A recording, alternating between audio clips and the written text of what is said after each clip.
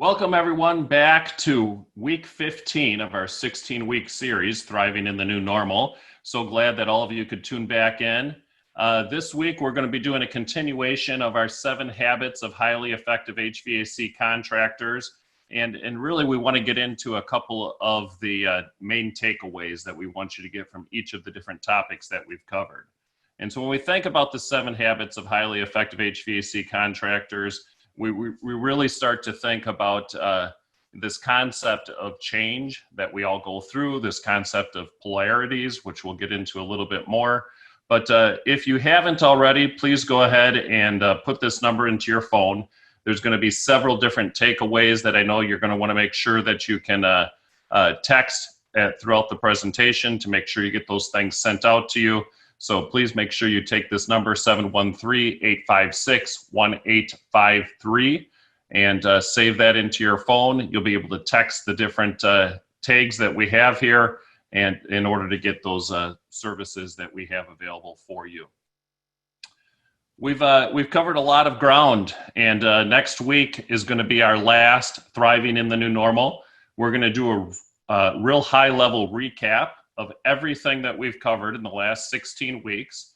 So we've continued to go through the HVAC business cycle, talking about how this is a circular journey. It's not a linear type thought process, and we continue to improve in each of the 7 different areas of the HVAC business cycle continually. And we want to look at which area is going to have the biggest impact in my business today. So when we do our review next week, make sure that you bring a piece of paper and a pencil and you're able to jot down the different episodes that maybe you want to go back and review and where you're going to get that information that's going to have the biggest impact on your business. As always, you can always go to the Goodman Business Toolbox or the Amana Brand Business Academy. We have all of the series there so you can view those and review the different topics that we've had that we've reviewed. So we talked about disruption and change last week. We talked about the Greek philosopher Herculitus and the thought that he brought together that the same man never steps into the same river twice, because the individual is always changing and that river is always changing. And he also talked about these polarities. We talked about the fact that there is no up without down, there is no credit without debt, there is no left without a right, there is no east without a west. And so everything always has this opposite in order to be in existence. And that was one of the big things that Herculitus brought out. And so we'll continue to look at that as we dive deeper into these 7 habits of highly effective HVAC contractors. So I'm going to turn it over to Coach Tom. Tom, talk to us a little bit more about problem solutions, intention, and direction. Thank you, Ben. Last week the focus was really understand that if intentions without direction can really enslave people into their own reality if we're not careful. So it was about a little bit of mindset and goal setting for the most part. But this week we're going to talk about the how-tos. And I just want to let everybody know I can only speak for myself and my experience, but hopefully that as I share a few things with you, it'll maybe help you a little bit along your journey too. So maybe we can go to the first slide, Ben.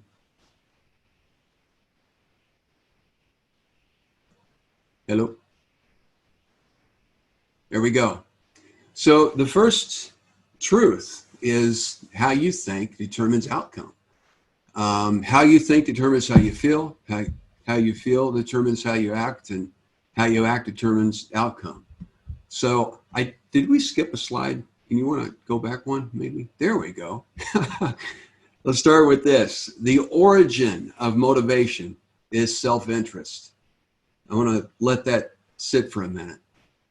What I mean by that is what you want to accomplish or acquire. What do you want to accomplish or acquire by putting forth the effort that you're putting into whatever it is you're building? Your value to others, my value to others, depends on how well I feel, how well we feel about ourselves and how we're doing in life in general.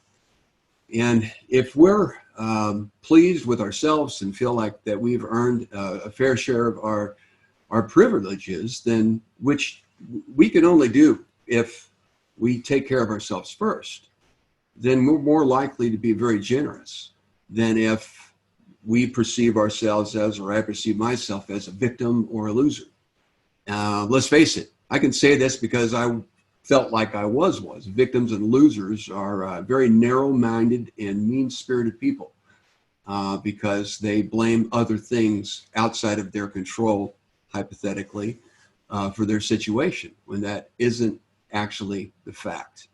So realizing that, motivation, self-interest, taking care of yourself is super important before you're going to have enough room to take care of others. Let's go ahead and go to the next slide, Ben. Now, how we think determines outcome.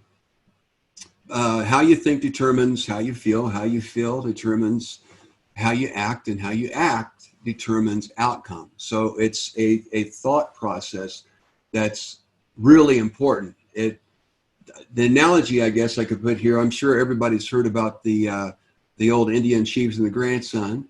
And the Indian chief tells the grandson that there's two wolf spirits fighting inside of every man or woman, everybody, any human being. And there's a good wolf and a bad wolf. The bad wolf expresses anger, envy, sorrow, regret, greed, arrogance, self-pity, guilt, resentment, inferiority, lies, false pride, superiority, and ego. The good wolf advocates joy, peace, love, hope, serenity, humility, kindness, empathy, generosity, truth, compassion, and faith. So the young boy sat there for a while and finally looked up to his grandfather and said, "Well, grandfather, which wolf wins?" Grandfather says, "Well, the one you feed." But isn't that true with all of us? All of us inside are always fighting these emotions that are either tearing us down or building us up, tearing other people down or lifting other people up. And it's a conscious decision that we make every day to with how we think. We're either going to think negatively or positively. So how you think determines fill in the blank. Okay? And it's super important to protect what you put in your mind and how you think. The first step we talked about, we discussed, is absent your self-fulfillment and getting yours before you help others normally doesn't turn out too well.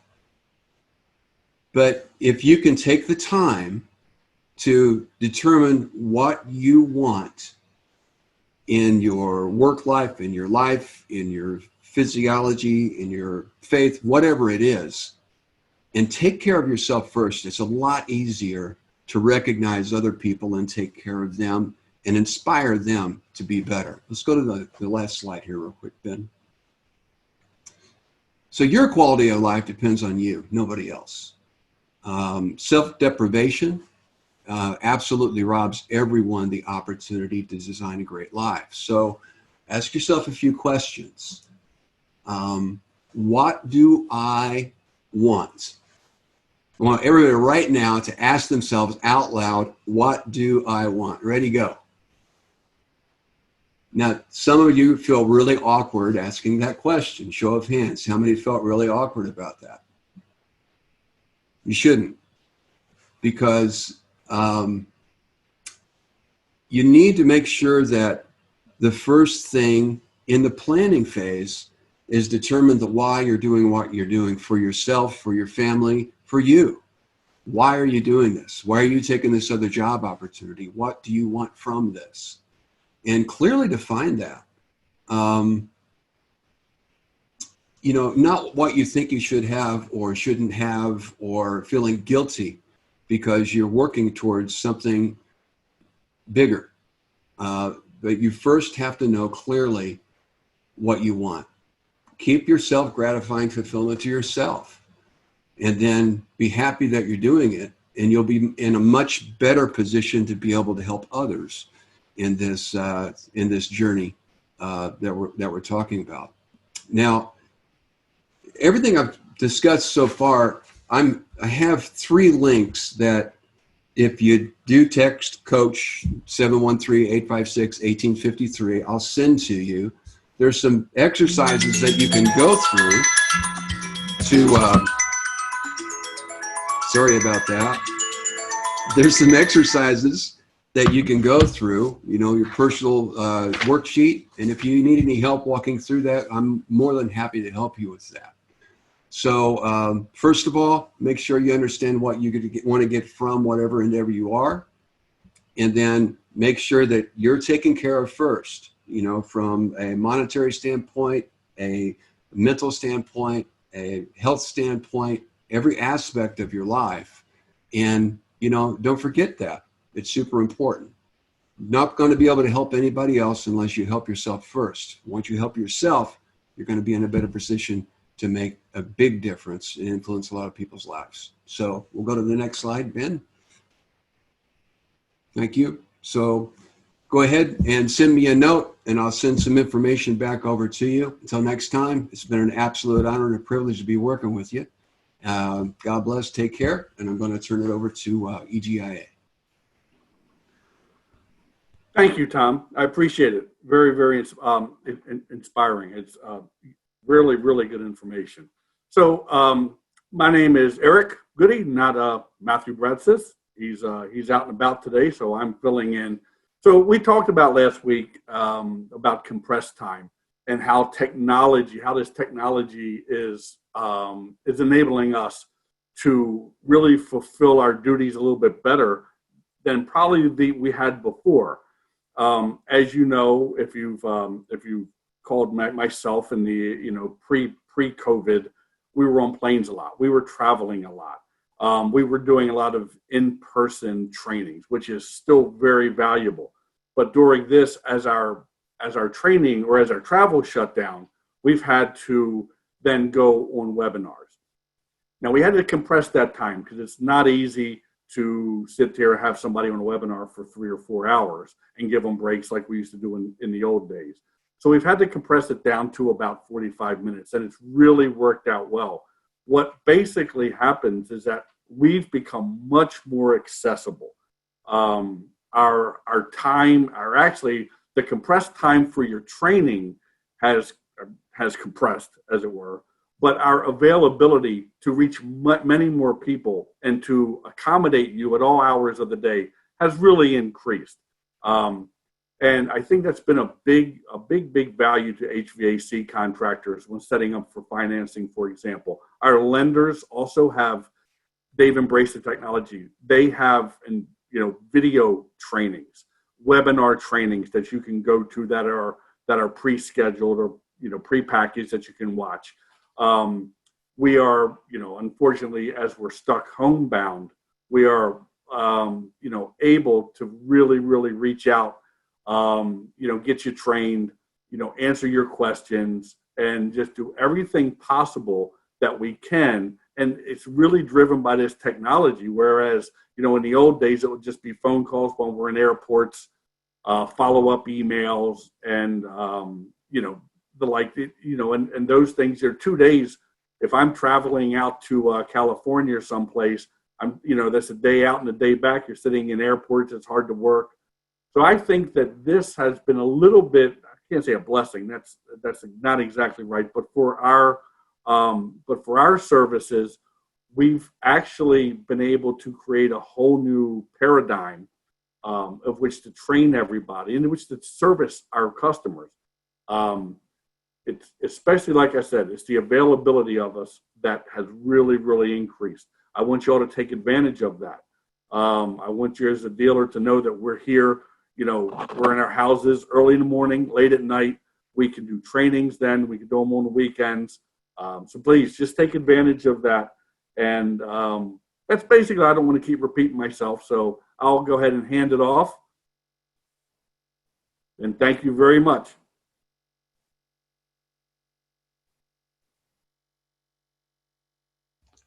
Thank you so much, Eric. I really appreciate that perspective as far as taken advantage of technology to increase the amount of minutes that we have in the day to be able to serve our customers and to be able to help everybody out there. So let's continue on our journey as we talk about customer for life and our perspective that we carry. So last week, I introduced 3 stories to everybody. And there was 3 big points that I wanted everybody to get. If you missed last week, I strongly encourage you go back and watch the recording. So we have the totality of truth that we covered with the blind men and the elephant. We talked about the problem that I'm solving with the elevator and the problem that the building manager had with the slow elevators in the building. And then we talked about those Potemkin villages that we may have in our own personal lives and that we may have in our business when we're talking to our employees. Is this what I want to hear, or is this reality as we look at different situations? So I encourage you to listen to those stories if you haven't heard them before. But when we get perspective and we start looking through a variety of lenses, one of the things that's going to come out there is there's going to be polarities in viewpoints. There's going to be polarities in this way of thinking and the information we have. Whenever you have a polarity, we enter into conflict. And we can have internal conflict, and we can have conflict with those that are viewing things through a different set of lenses, through a different set of experiences, through a different way that they were brought up. And when we have conflict in and of itself is not good or bad. Conflict is neutral. It always has been a neutral concept. How you deal with conflict, however, is very, very important. And so that's what I wanted to give you as a tool, as a takeaway, as we kind of look at this and how do I thrive as an HVAC contractor. So there's a couple of different things that I need to look at when I start to think about conflict. And if you do text to the number, your address, I will send you one of these cards that's not showing up on the screen. But this particular card has these 8 attributes of a conflict situation on one side. And then it's going to have the 5 different reaction modes that we're going to be talking about. And I encourage you to carry this around with you. So when I do approach somebody that has a different viewpoint, I might be able to engage with them in a more intelligent conversation versus getting frustrated or upset. So the first question that we have to ask ourselves whenever there's conflict out there, is there overwhelming stress involved on either side? And so that's one thing that's really, really important when we're approaching conflict, to understand the stress level of both sides of that argument or both sides of that conflict. The next one, is this a simple situation? Is it yes, no? Or is it more nuanced? Is it more complex than that? Because the way that we approach that situation is going to be determined by the complexity of the situation that we're approaching. The next one we have is, how important is this topic to each person in the situation? So some people enter into conflict just because they enjoy the argument, and they will push the other person just to see how the other person responds, and it may not be important to them at all. On the flip side of it, it could be very important to one side of the argument, and that person is then going to enter that conflict a little bit differently. Is there sufficient time? Time is a big thing to understand. Do I have time to discuss this? If there's a fire in the building and I'm going to sit and argue with somebody about which exit we're going to go out of, there's not enough time for us to sit down and have a planning committee and collaborate and to do all of the other stuff that we want to do as we're going through it. We're going to pick a direction and we're going to go. And so there's different ways that we approach those conflicts depending on the time that we have available. Is there sufficient trust?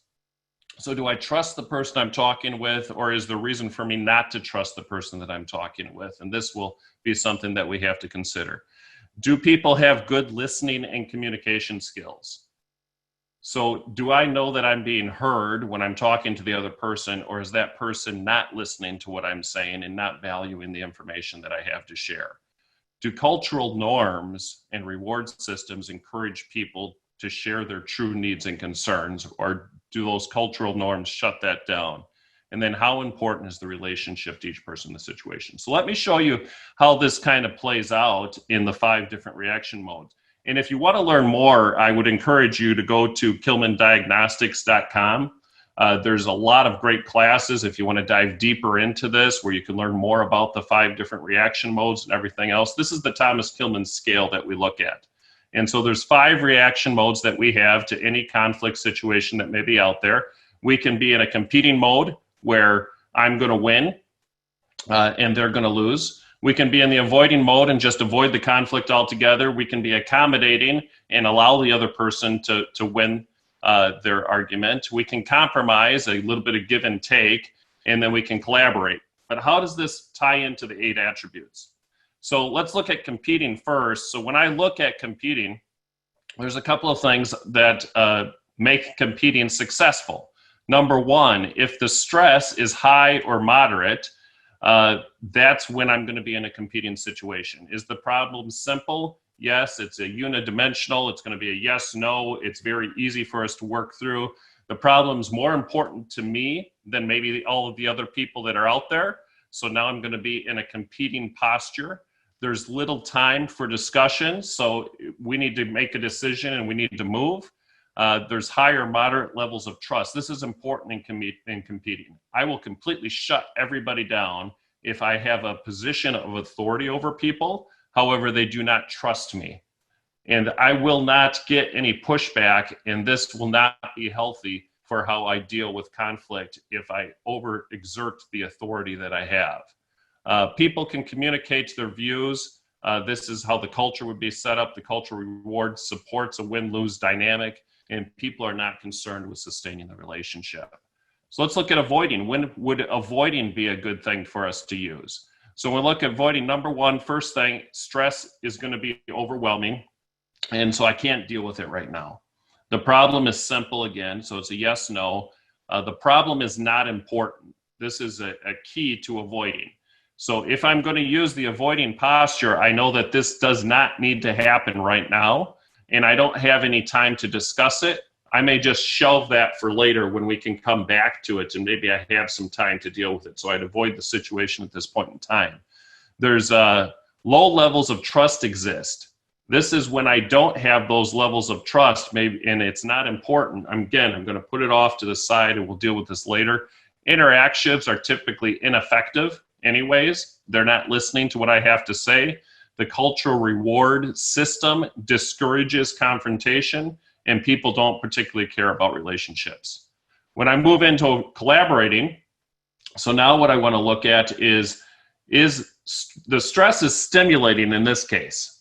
Problem is complex, so I have multi-dimensions to the problem. And it's equally important to all parties involved, and we have time to discuss this. There's high levels of trust amongst all the people involved in the discussion. And the reward system encourages that we explore all of the opportunities. People want their relationships to improve or last in this particular situation. For the accommodating, stress is high or moderate. The problem is very simple, again, yes, no. And it's more important to others than it is to me. There's little time to discuss it. So at this point in time, if it's not important to me, I'm going to give it up. I'm going to let it go. Maybe I have moderate to low levels of trust here at this particular case. Again, it's not important to me. The cultural reward system penalizes when I counter people, and people are eager to please those around them. And then the last one that we have is compromising. This is when stress is high. Again, it's a yes-no situation. The problem is moderately important to all. So maybe there's equal amounts of importance to the viewpoints. There's little time for discussion. So at this point in time, it's going to be a little bit of give and take. I'll do this if you do this. And those interactions need to be handled in a respectful manner. This encourages quick fix, and it expects immediate results. And people are indifferent about their relationships in this particular situation. Like I said, if you are interested in learning more about the TKI and the different reaction modes, I would encourage you to go ahead and text your address to the number, and I will send these cards out to you. And I would also encourage you to go to Kilmann Diagnostics and check out the many different courses and classes that they have available for you on this topic. as you look at how do I handle conflict as we start to look at things through different lenses. Some vocabulary that I'd like you to take away. This summer, if you could put these into your vocabulary, this will be very helpful for everybody. And so there's a couple of different things for you to look at. Number one is going to be, in light of that new information, I've changed my mind. This can be really helpful when you're talking to others and you're trying to encourage that collaboration. Oh, I didn't know that before. I guess I was wrong. It's okay to admit we're wrong sometimes. And it's okay to move on and give people credit for what they bring to you. From the evidence provided, it appears that I need to rethink a couple of things. You make a strong argument. I'll consider what you said. I can't support my opinion. I don't know why I thought that. I never thought of it that way. Thank you. Now I will. And thank you for sharing that with me. How do you think we can improve on that? These additions to our vocabulary will help to encourage us to be able to approach conflict in a new and refreshed way instead of getting into that defensive posture. So take a way to look to engage with others versus being in a defensive posture. And I know that this will help you to be able to thrive in the new normal that we're in. I'm going to turn it over to you, Matt. Right on. Hey, everybody. Good morning. Thanks for tuning in. What up? Good series so far, right? The 7 habits of highly successful contractors. Coach Tom introduces mindset and the way that your thinking shapes your life, so to speak. Matt, the financing team talks about the importance of that. Ben brings in conflict. And, the contribution I'd like to add to today's conversation is that, in my opinion, in my experience, one of the aspects of successful contractors is that they are both focused on their business and simultaneously paying close attention to changes in the market on both a micro and a macro level. And so I'd like to add a few questions that I think can focus that kind of awareness. The first question is this: what does the playing field look like right now? All of us on this call have now witnessed 2 to 3 very, very different playing fields in the last 3 to 4 months. And the sheer rapidity of the change, right? The sheer speed at which things are changing mandates that we kind of up our game in that sense. Who are my main competitors? And by the way, that includes both traditional and non-traditional, because we've seen non-traditional competitors crawl out of the woodwork since social distancing began. What are their strengths, right? What are the insurgent competitors doing that make them particularly viable? At the same time, are there weaknesses that you can identify and potentially exploit?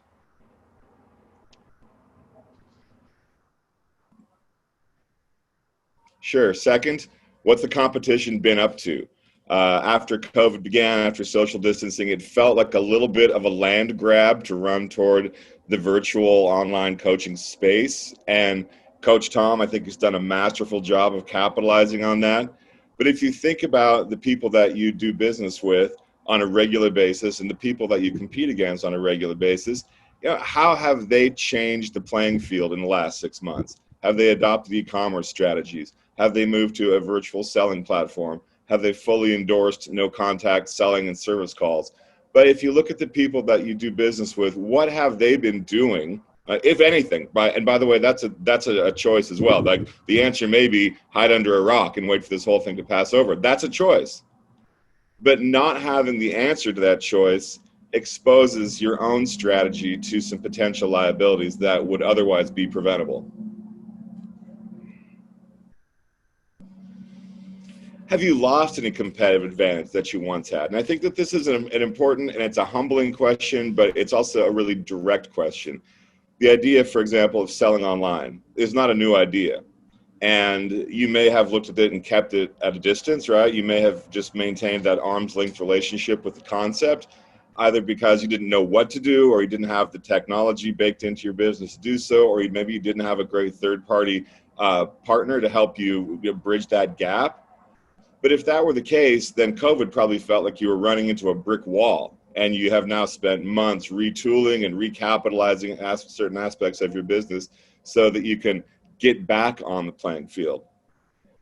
So the point of this question is this, right? If you had a very traditional business model up until a certain point, do you feel like you have successfully evolved through this crisis? And if you were really strongly positioned pre-crisis, if you felt like you had, for example, a deeply loyal fan base, or you had tons of referrals, or you had great web leads coming in, did that maintain its momentum, or did they falter, and do they now need to be retooled? What's around the corner? To me, this is a very compelling and perhaps the most important question. Today, for example, in the news in New York, Governor Cuomo suggested and is floating a trial committee out there that air conditioning spreads the coronavirus, right? And so we have to ask ourselves some big picture questions. What happens if our stock and trade, what happens to an industry that right now is considered an essential service, now is stigmatized as being one in which the products that we sell simply recirculate COVID-infected air? Now, is that an esoteric out there possibility? Yeah, but is it in the news? Definitely. Do people pay attention to those kinds of questions? You bet. So on a macro level, what are some of the bigger trends that we need to be thinking about, even though they might not be impacting us right now? But then below that, right, if you have great talent, are they happy? Are they secure? Are you profitable enough to provide the income and the perks needed so that they don't drift? What scares you most in the year ahead? And right now, given the pace at which COVID's unfolding in states like Texas and Arizona, what scares you most in the weeks ahead as certain states go back into a very aggressive lockdown mode? And if it scares you, what are you going to do about it? How will you mitigate that fear? Will you act on it? Will you sit on it? Will you contemplate and ruminate on it? But if you know the things that keep you up at night in your business, and if you know that those things are hitting us faster and more aggressively than they have in the past, you have to make a choice, right? And I think that circles directly back to what Tom was saying. The choices that you're going to make about the things that scare you may very well be your best strategy for survival. So with that, I'm going to pass that to my dear friend Jennifer, also in Arizona. Please be safe. I'm also signing off the call to go spend some time with my family. So I wish you guys a fantastic weekend, nothing but the best, and thanks for the opportunity.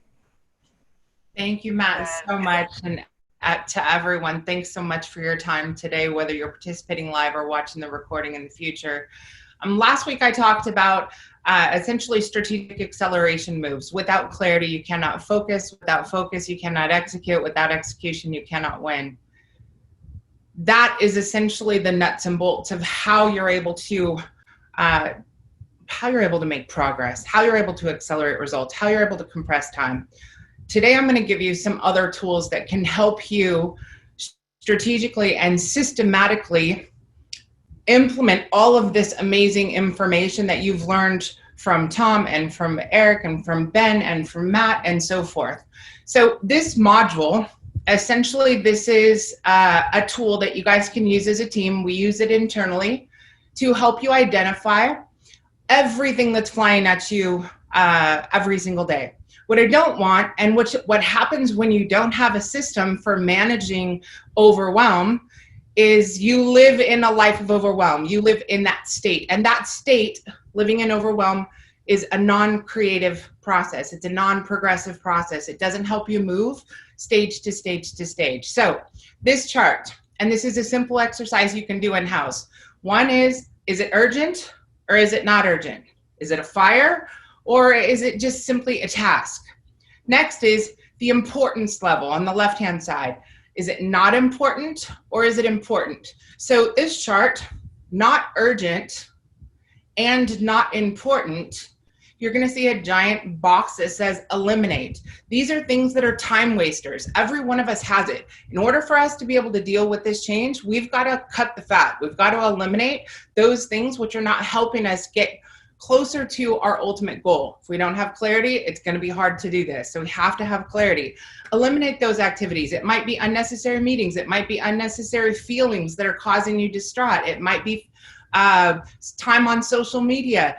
It might be spending time on other people's problems. It might be negativity that's in your space, or people or friends or colleagues that are bringing negative elements that don't help you progress. Bottom line is identify it, isolate it, eliminate it. Next is it not urgent and not important? Oh, sorry, I already did that. Is it not urgent and important? This is your main bucket of essentially how and where to live your life, right? If it is not urgent, but it's important, yard maintenance, spending time with your spouse, doing the necessary things that are important within your business, lead generation, customer appreciation, top of mind marketing, ensuring that your books and your financials are straight, right? All of those things, they're not urgent, they're not a fire, but they are important. Take those things, create a plan, and implement as much automation as possible. Leverage technology, leverage systems, because you want to make sure that those things that are not fires, they're not urgent, but they're important, are in maintenance mode. They're being taken care of. You know what those high leverage activities are, and those have your attention. Next, it's urgent, but not important. This is an important list. This is delegate it. Get it off your plate as quickly as possible. Next is urgent and important. That bucket means that we did not manage things that were not urgent and important. When you neglect the maintenance mode of your life, your business, and so forth, it will turn into disaster. This is now your health is in jeopardy. This is your marriage is in jeopardy. Your books are in jeopardy. You're not generating leads. You can't keep your staff. You're having financial challenges. When we don't manage the core fundamentals of what we need, things that are not urgent but important, it will eventually turn into urgent, i.e. fire, and important. Those you have to respond quickly, do and implement. Hopefully this system helps you guys be able to take all of those things that are coming at you and gives you a structure to be able to properly take in that information and take the appropriate action. Now let's talk about mindset. This is, oh no, never mind. We're good. So here's the opposite, okay? In today's environment, as Matt was talking, we're all used to doing things a certain way. So logically, what business owners, HVAC companies, contractors have done right now is they start with, I'm going to put a website in place. Then I may or may not work on my brand. I may or may not work on my top of my marketing, which is with my current client base. I might put in systems. I might look at marketing, and I might add content in the future. And they repeat this cycle over and over. I have seen probably 60% of the entire dealers I've met with continue to revise their website year over year over year. The same website, without taking any modifications as far as their brand, with no new content, with no improvement in their search engine marketing, with no improvement in their SEO, with no implementation of anything to make sure your database of existing and past customers is being connected to on a regular basis. In this environment, doing the right things in the right order might mean doing exactly the opposite of what you've always done. If you have a website right now and you think revising your website, building a new one over and over and over without fixing all those other things is going to help you, it's not. So we have to almost do the exact opposite. We have to get comfortable doing the uncomfortable things. And that might mean you stay in a website you know is ugly and not working, but you start a program where you start generating content, you start doing SEO, you start improving your rank and your position, throw in a couple conversion systems, implement Tom's virtual sales team, take care of your current customer database, actually spend time with Matthew and work on your brand and who you are and who you want others to see you as. And then once you have your stuff together, then get a new website, then upgrade the technology. Actually doing the exact opposite of what you've always done might get you a different result. Now let's go into mindset. This is another tool that we use internally with our own team. And this is because people need to become, and we talked about this last week, consciously aware of how they're feeling, how they're thinking, and their why. This is an example that will help you guys. It's 3 different mindsets: a fixed mindset, a growth mindset, and an innovative mindset. Every time somebody says something in our company or to someone in our company, our team is instantaneously processing that information and identifying what mindset is that human that's speaking those words. So if someone says, well, everything with COVID right now, business just sucks. Our team is able to go fixed mindset.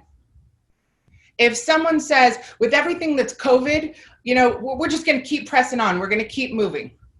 Growth mindset.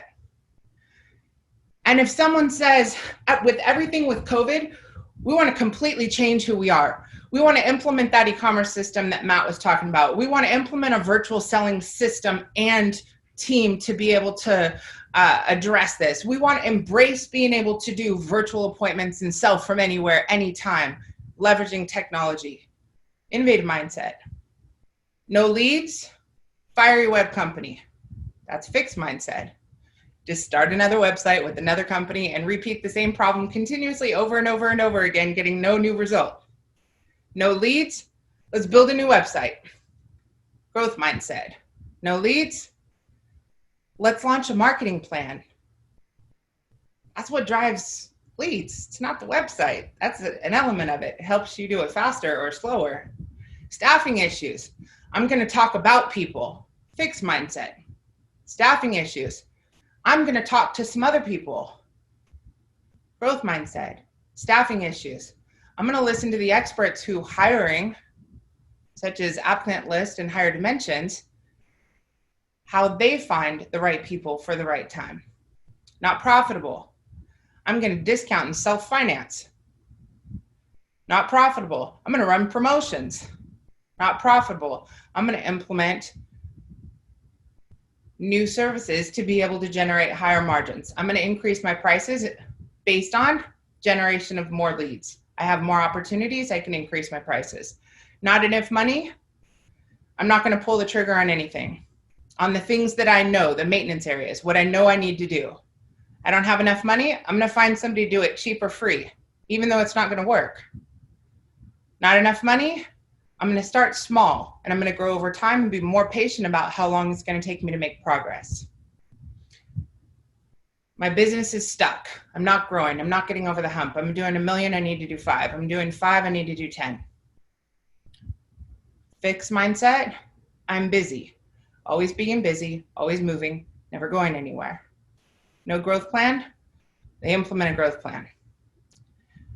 You guys, this is essentially everything you think can be planted in either a fixed mindset, which keeps you where you are or moves you backwards, a growth mindset, which might help you maintain, or an innovative mindset, which means you might have to do the exact opposite of what you've done that has gotten you right where you are.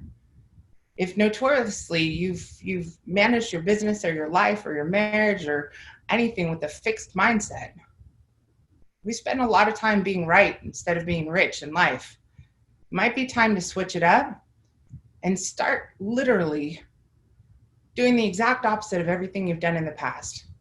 You might just get a different result. In order to do this, you guys, everyone that's on this call, this is a group of coaches who has coaches. This is a group of innovators who has innovators. This is a group of trainers and educators who believe in training and education, where we have our own coaches who make sure we're in alignment with where we want to go, that we have complete clarity, that we're focusing on high leverage activities to get us to the next level, that we implement consistently, don't give up, don't quit, that we leverage technology and automation in order to be able to grow our business without having to continue to add staff. We're in a new time. It's a new space. Those who already had an innovative mindset, they're still growing, they're just hiring. They have a different set of problems. Those who are in a fixed mindset, repeating history continuously, it's tough. So it's time to put your foot in the sand, time to pivot, and let's take a different approach. With that, I will hand it over to my lovelies over at Power Selling Pros. Erica and Steve. Oh, yes. Hey there. That's the lovely Erica. And that's Steven. And we are Power Selling Pros. Woo, woo. Thank you so much, Jennifer. CI Web, absolutely amazing. And I love with Coach Tom and Matt talking about the mindset. Last week, we talked a bit about with Power Selling Pros that what you focus on is what you will find. And we thought about, our focus at Power Selling Pros is all about your people. Your people are the greatest assets. And so I love the fact, Jennifer, that you talked about we all have a coach. And we're actually a coaching company. We coach where Jennifer gets you all of those leads. We coach your CSRs on how to book those leads, how to win moments, and how really to take care of your customers. But remember, you've got to focus on the employee experience in order to create that wow customer experience, which means you got to take care of your people and you've got to focus on that. And there's some things you can change, there's some things you can't, and sometimes you just got to let them go. Am I right, Erica? That's right. And as you can see on here, like maybe these are my Disney fans. If I was Adina Menzel, I would probably start bursting out and let it go. But I'm totally off pitch and it's not going to happen. So, but yes, learning how to let it go. And I've definitely seen here in the COVID situation where there's so many things that just come up and change and, you know, and it's just not just with COVID, but working with other people in general. Like, unless we are the only person in our company, we have coworkers to work with and we have customers to take care of, and frustrations are going to come up. And, you know, we're going to get annoyed with little things. And pretty soon you start to see people playing the blame game and looking to see whose fault it is. And exactly what Jennifer says, are we always right? Or are we willing to change? And so I've seen myself so often, I have to sing myself this song, Let It Go, because I'm realizing that, am I making a bigger deal out of something than it needs to be? Or is this something that I really want to focus on? And learning to let those things go that really don't matter, or that, you know, maybe I have no control over that. Maybe it's just, hey, you know, this is not really affecting what I get to do or what I need to do. And just learning to let other things go. And so I'm often reminded by my husband as well, whenever I need to talk to him about something, he's like, Erica, go sing your song. Just go sing your song and then come back. And I know it sounds super cheesy, but it actually works because it just helps me to remember, like, Erica, focus on what's important and what matters and do the best that you can do. And then it goes into this next step of loving your people, which is our next slide, Ben, is sometimes when you work with coworkers, sometimes you just got to let things go with them. You got to let things go personally. You got to let things go with what other people do and love your people. And what Stephen is saying is we got to focus on taking care of our team and our employees and always coming up with strategies and ideas of ways to take care of those people. And that's why this training program of Your People has been so successful, is because it's focusing on that employee experience and giving that to your team so that your CSRs can book more calls, so that you set them up with the success and you set them up with the tools and the processes and the things that they need to become the kind of person that can wow your customers and book calls every single time. But you can't just hand somebody a script and say, hey, read this, wow your customer. We've got to teach people how to become. And so that's why let the stuff go that we feel like, oh, I don't have enough money for this. That mindset stuff, Jennifer, is so awesome. Oh, I don't have enough money for training, or, oh, why would I invest in training just because they're going to quit in 6 months anyway? Like, why would I pay for their training? And let those thoughts go. And let's bring it back to, let's focus on these people and help them become the kind of people that want to stay here for more than 6 months.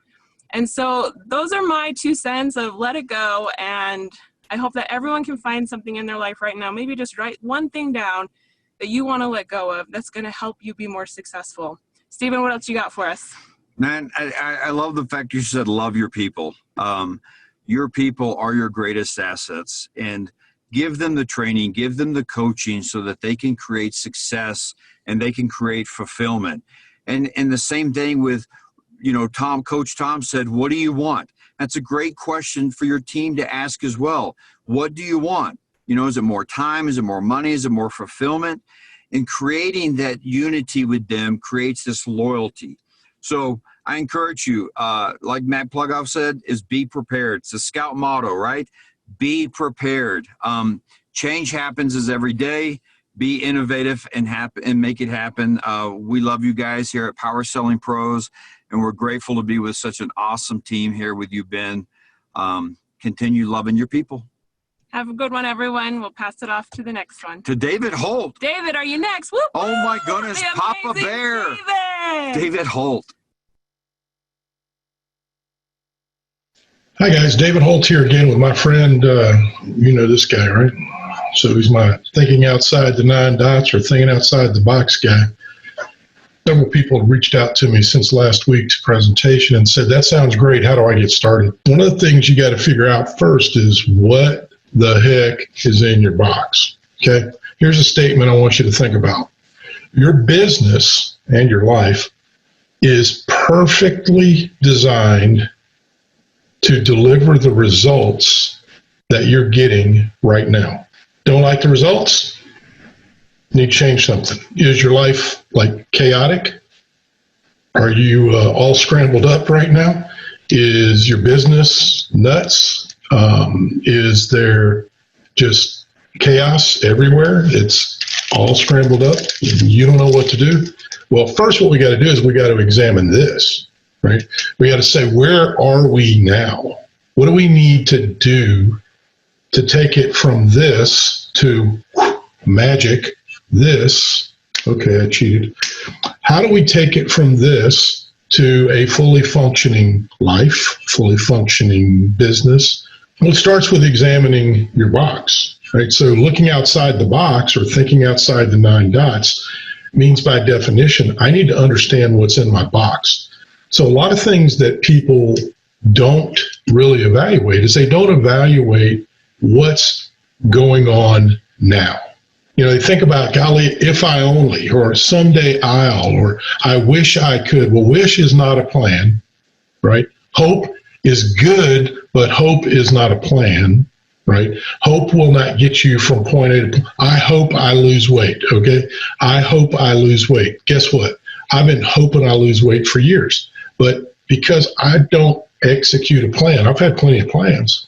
Because I don't execute the plan, I fail. But where do you start? Well, you start by weighing in, right? So you weigh in to figure out where you are. At NCI, we call that test in, right? We're establishing the foundation of where we are. So if I look at where I am right now and I say, okay, let's just say this green side is sales, right? And of course, nothing happens in a business unless you sell something. I get that. And you can't sell something without leads. I get that. But what if the leads that you're getting are just crap leads that are only for people that are looking for the lowest price and you're not that guy, right? What if the leads are for things that you don't do? You know, what if you absolutely refuse to do ducted systems? You are a mini split guy, right? I know that's heresy on this call, but I'm just giving this an example. Let's say that you're just a mini split guy and every problem has a mini split solution. Now, I grant you, there's some pretty cool mini split solutions out there available from Goodman and Manna, but man, it is absolutely true that in North America, ducted systems right now rule. So if you're in the HVAC business and you say, I'm just mini split guy, it's okay. Specialize, be that guy, be the best you can possibly be. But what if you say, all right, if I'm going to be a full featured HVAC contractor, I got to change some things, right? So if my leads are grabbing things from all over the place, another thing is geography. What if your leads are 60 miles away from your shop on a regular basis? You probably need to move your shop if that's where all your leads are coming from, right? Or maybe open a satellite office and dispatch from there. But what you do is you start looking at what's going on. So you say, okay, I know this one's out of place, right? I know that this one right here is out of place because green and red, they don't go together, right? So what I got to do is I got to turn something. Oh, all of a sudden now green and white, I know that one's in the right spot. Right. So I start evaluating what's going on in my business and I say to myself, okay, what's in my box is currently this. And I know that I want to get my leads that are closer to home, that are for the product that I want. So how do I communicate that to my consumer? Right. So I'm start thinking about it and I say, wow, you know what? I keep getting people asking me to work on window units. And, you know, window units these days are pretty much disposable. But we start looking at how we do what we do and where we're doing it. We think about, okay, if I've got chaos going on in my business right now, guess what? Go back to that statement I started off with. Your business is perfectly designed to get the results that you're getting right now. If you're enjoying the results, keep doing what you're doing. If you're not enjoying the results, if you know you can do better, start looking at what's inside your box, what's inside this monster called your business or your life. Look at what's going on inside your life or inside your business and say, okay, let's look at it one block at a time. Because when you look at the whole thing all at once, it's always overwhelming, right? And overwhelm is one of the things that stops people in their tracks. It's like, well, I know I need to do this stuff, but I just don't know what the next step is. Well, okay, so take one step at a time, right? If your leads are coming from 60 miles away, focus on that if that's a problem. If your quality of work is not what you expect, if you're constantly having to go back on callbacks, right? Because maybe your installation crew needs a little bit more training on, I don't know, wiring up controls, or with the new technology, maybe they're not guys that know how to use, the Cool Cloud app or whatever. Get the training. This stuff is not that hard. I mean, I'm an old guy and I can figure this stuff out. So I know you young guys out there and gals, you can figure this stuff out, but get the training. Learn how to do this. Learn how to go from this to this. There's ways to do it. There's ways to do it. Otherwise, how do these other companies that are doing hundreds of millions of dollars in business and making a great profit for the owners and managers and employees of that company, how in the world are they doing it? It's the same business. How in the world are they doing it? Well, what they're doing is they've taken one thing at a time. They've looked at their pricing systems, right? So that goes into sales. So let's say, pricing systems. Okay, what moves do I need to make to get that to work properly? See, I gotta think about it for a minute. I gotta say, if I take this here and this here and this here, now orange and green are lined up. But wait, I just messed up something I already had figured out, which was my orange and white. So I got to look at things in relation to each other. I got to understand that there are things I've got to do in the proper sequence. Just think about this. Think of sequence of operation for a gas furnace. There's a sequence of operation for everything. So when you're looking at what's going on inside your box right now and you think about it, you say, okay, what's the first thing I need to do? What's the second thing I need to do? What's the third thing I need to do? Right? Obviously, if you're not producing a quality product in the field, you got to focus on that first, because your quality product is what your reputation in the market is based on. If you do great work, you have a great reputation. If you do crap work, guess what? You got what you got because you earned it. Right? So how do you do better work? Well, a couple things. Number one, you hire better people. If you got great people right now, what do they need? They need better training and better tools.